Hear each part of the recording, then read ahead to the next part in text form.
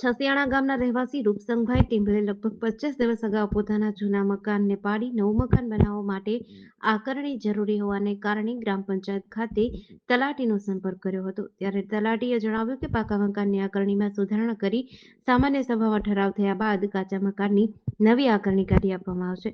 આ બાબતે વધુ કાર્યવાહી માટે ફરિયાદીએ તાલુકા વિકાસ અધિકારીનો સંપર્ક કરતા તારીખ 20 માર્ચના રોજ તલાટીને જરૂરી સૂચના આપવામાં આવી હતી।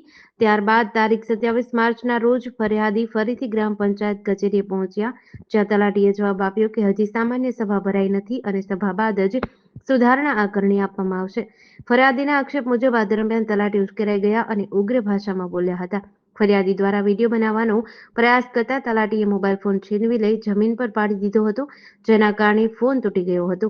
બીજી તરફ તલાટીએ આ તમામ આક્ષેપોને નકાર્યા છે। તેમના જણાવ્યા મુજબ ફરિયાદી દ્વારા કરેલા આક્ષેપો સંપૂર્ણ ખોટા છે અને તેમના દ્વારા કોઈ પ્રકારની ધમકી, ગાળાગાળી કે મોબાઈલ તોડવાની ઘટના નથી બની। તેઓએ જણાવ્યું કે 24/3ના રોજ તાલુકા વિકાસ અધિકારીને રૂબરૂ રજૂઆત કરી હતી કે સામાન્ય સભા બાદ જ નિયમ મુજબ આકરણની કાર્યવાહી થશે।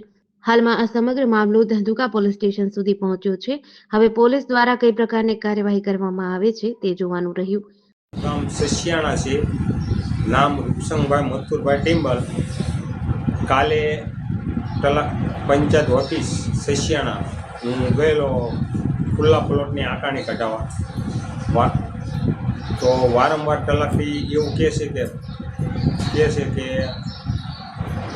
મીટિંગ થાય ત્યારે નીકળશે, વારંવાર એવું કહે છે। તો અમે 5 થી 7 ધક્કા ખાતા, એ છતાં અમે અમારી સેફટી માટે પછી વિડીયો ચાલુ કર્યો, કે તમે વિડીયો કેમ ચાલુ કર્યો એમ કરી ઉશ્કેરાઈ જતા ગાળ્યું દે કે ટાંગા ભાંગી નાખીએ આવી ધમકી આપી।